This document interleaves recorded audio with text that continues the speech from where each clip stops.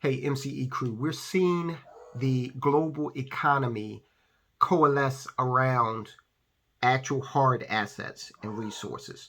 Now, I know that the Money Hound is so excited about the subject. I know that, people can make a valid argument that, hey, Tyrone, look, the economy has always been centered around natural resources and hard assets. And yes, to an extent that is true, but it's becoming more so in the wake of the shutdowns, what's going on in Russia with the Ukraine, as we look forward into probably a recessionary period. Take gold, for example. Now, there's a lot of paper gold out there. We did a video on paper gold, and that is a way to invest in gold without actually taking physical possession of it through, gold stocks, mutual funds, ETFs, things like that.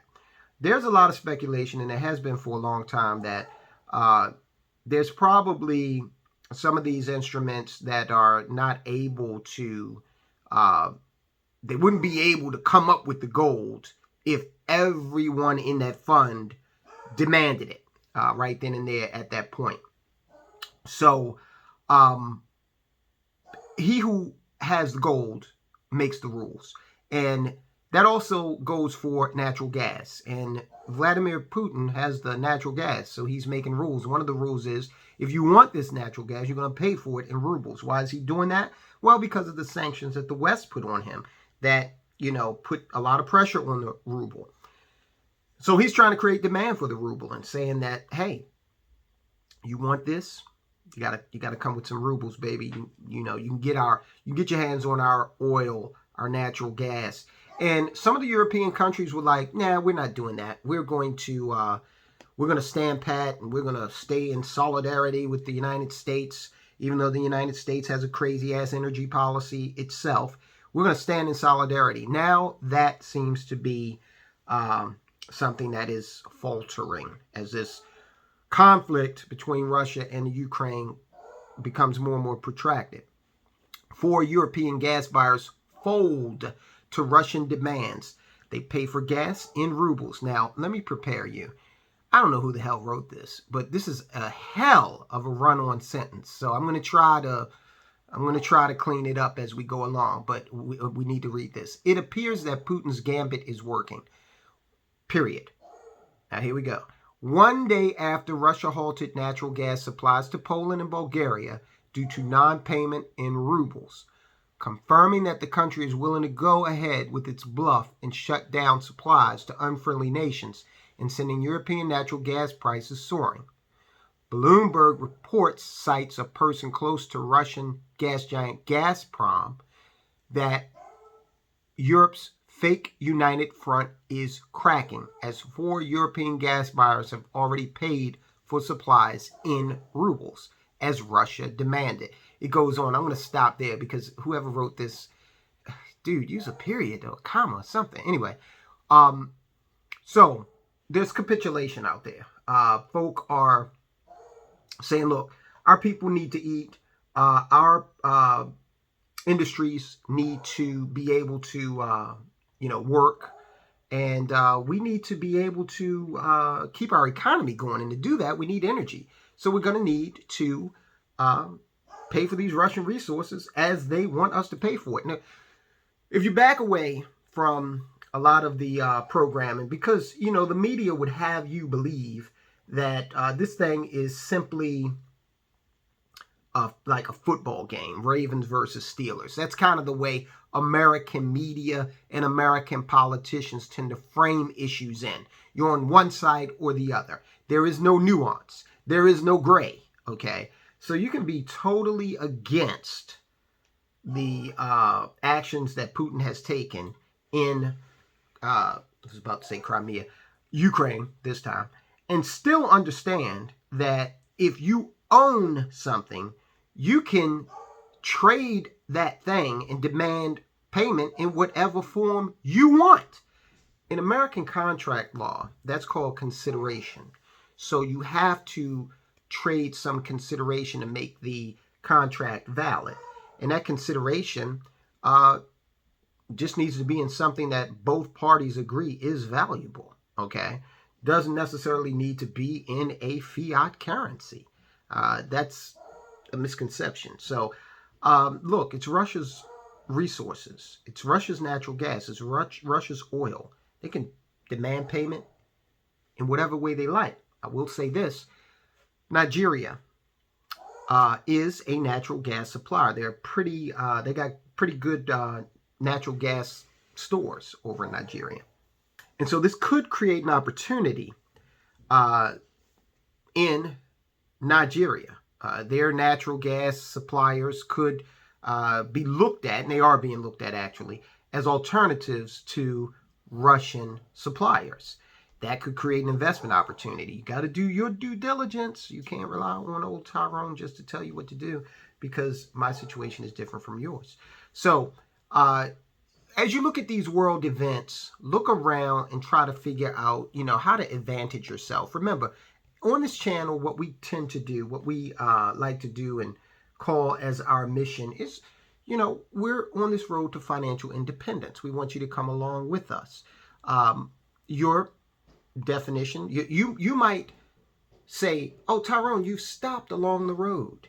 Okay, I've got to continue on down the. I might be like, hey, I'm good. Okay, I'm good right here. But you're striving for more. So you keep on walking down the road. We want to give you the tools to do that. And one of those tools is paying attention to individuals and organizations who are wealthy, and understanding how they got that way, and seeing if there's any way to apply those principles to what we do in our lives. Okay, so that's what we do here. That's why we're taking a look at Nigeria. That's why I'm taking a look at them and seeing if there's any seeing if there's any opportunity there that may be advantageous, especially considering, again, the United States energy policy is just baffling.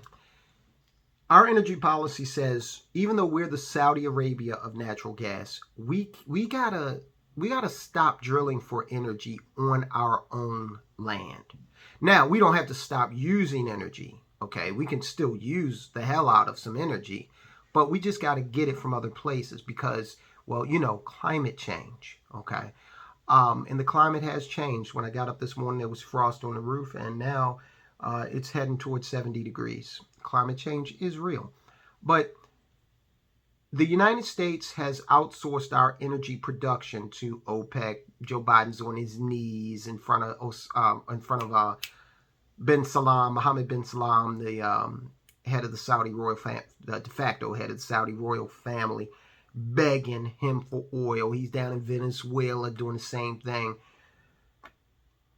Joe, you're on the same planet, okay? So if you weren't drilling in America because of climate change, do you really think that drilling in Saudi Arabia or drilling in Venezuela to supply our needs is going to really make a material difference in the climate of the planet? You do realize we're on the same planet, okay? This is how foolish our energy policy is. We're not contacting beings on Mars and saying, hey, you guys are on another planet and you're further away from the sun. A lot of this climate change has to do with solar activity. It's a 4 billion year old planet. You got to look further back than just 100 years to figure out what climatic changes have really happened. But we're not contacting Martians and saying, hey, can you guys send us some energy down here? Because, we don't want to spoil our planet. So as the U.S. continues to have the type of leadership that we do, we can look at other areas of the world that are supplying us with energy to see if there's investment opportunity there. Now, I want to get into a subject real quick that we don't really touch on at all. It's relationships, okay? And the reason I want to do that is because there's two big topics in the news right now, and that's Will Smith. That has waned a little bit. I didn't want to talk about this when it was going on because I didn't want to be clickbaitish and, all that crap. We got a community here. This channel grows by maybe, drips and drabs, and that's fine. We're never going to be 1 million people. I don't even want that. Not even sure if I'll monetize the channel as we get across the 1,000. I just like, little compact community. We'll see what happens. But I say all that to say I didn't want to use the Will Smith thing to get folk to come to the channel, because that would have been for the wrong reason. We don't talk about relationships. We did a video a while back on marriage and money, okay?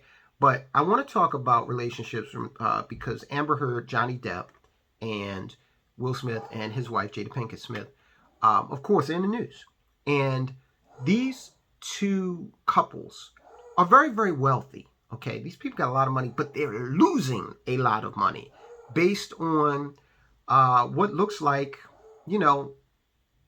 fractures in their relationship. And let me be the first to say, I am someone who, I value the institution of marriage between a man and a woman. And I am very sad to see that these relationships seem to be having troubles. I would like to see people keep that relationship alive and, grow to old age, raise a family, all that good stuff, so old fashioned. And yes, the institution of marriage is ordained by God. Now, you can have marriages that involve people of the same sex. The state, capital S, the government, cannot offer benefits to one group and then exclude those benefits or prohibit another group from having those benefits. So when we talk about marriage as the institution of the state, as an institution of the state, then we're talking about gay marriage, and we're talking about marriage between a man and a woman. So when we're talking about marriage as ordained, as a religious institution ordained by God, I'm talking about marriage between a man and a woman. So with Amber Heard, Johnny Depp, there are allegations of physical abuse, which is unfortunate. We don't know what the court will decide. At least I don't know. I have watched a little bit of the testimony, and I have heard people say, well, that's just a distraction from the real things that are going on. I can walk and chew gum at the same time. I can, look at the situation with Johnny Depp, Amber Heard, and say, what can I learn from this? Okay, and what I'm learning from it is how blessed I am. Because when I got married, I was 30, and my wife and I will celebrate 20 years of marriage next month. But I was blessed, and I was blessed because I was a 30-year-old man, and we're just maturing. I'm just coming into maturity at that point. And of course, my wife's physical looks attracted me to her. I could not look across the room and say, wow, she's got a great personality. Humans are usually attracted to one another by something physical. And that was no different for me. But I believe I put too much emphasis on that and did not emphasize other things that have since, as I have continued to mature, I just, again, am so blessed that I got those things, even though they weren't priorities for me. My wife was raised in a two-parent household. Now, before anyone gets upset, anyone who was raised in a one-parent household, I realize that some of these two-parent households are hell on earth, and it would be quite preferable for some of these kids to be in a one-parent household if the dynamics of a two-parent household are tumultuous. Now, the data indicates that being raised in a two-parent household gives a child a better shot economically, socially, and from the standpoint of their psychological well-being. Okay, don't argue with me, argue with the data. All right.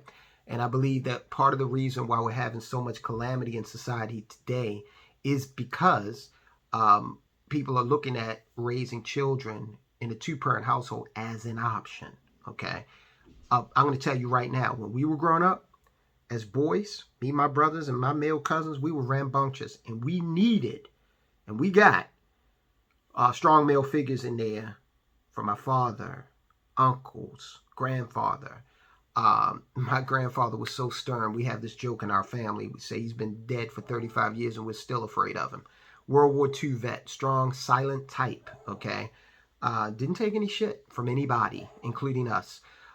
So I say all that to say, when you go out here and pick a mate, I'm not just talking to the men, I'm talking to the ladies too. When you go out and pick a mate, oh, do some due diligence, man. You want to talk about due diligence? Do some serious due diligence. Another thing that I did, my wife and I got married. We got engaged a month after we met, okay? And then we were engaged for 2 years. But we got engaged a month after we met. And again, so we've been together for 22 years. We'll celebrate 20 years of marriage. So it worked. You know, God blessed me. God blessed her. Okay, I'm a good guy. Okay. So be careful, because Amber Heard and Johnny Depp are going to lose a lot of money no matter who wins that case. Okay. His career is done. All right. Her career is probably done too after all of these allegations have come out.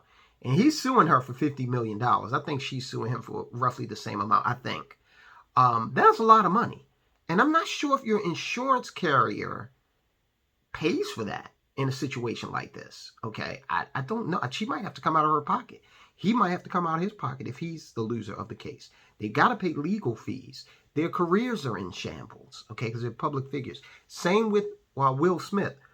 Jada Pinkett, she did star in some movies. Okay, we all know that. But she has not nearly been the type of celebrity and star that Will Smith has been.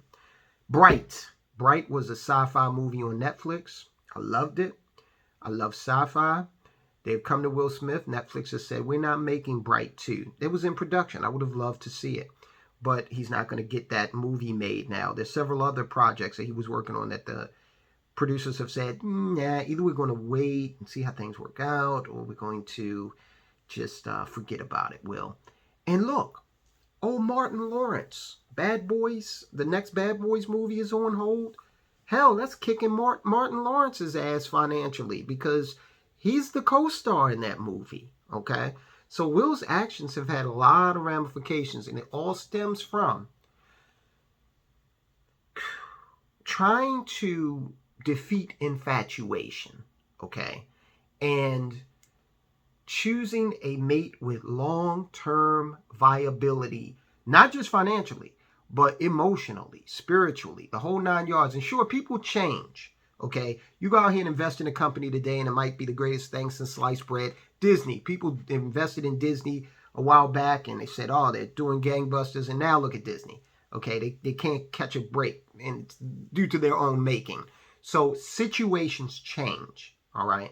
But do as much due diligence as you can, because as you can see from these two very high-profile marriages, and it's not just marriages. It's, you know, you can be just girlfriend, boyfriend, or whatever, okay? And things can happen in that relationship that can end up costing you dearly, and not just money. So this goes out to, you know, the younger men out there, the younger women. Choose wisely, because you are making an investment, okay? A relationship is an investment, and it's not just a financial investment, although there are financial benefits that come along with marriage. And I know that there's this crowd out there, they're prevalent on YouTube, and they, you know, they're like, don't get married. No.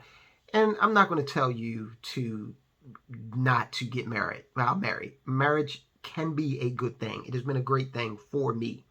But I am telling you, just like I tell you with every other investment, do your due diligence and do a hell of a lot of it, okay? Otherwise, oh man, you might, you know, feel like slapping somebody at the Oscars and destroying your whole career.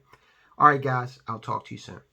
To learn more about how you can achieve financial independence, check out these videos we recently posted on the Money Changes Everything channel.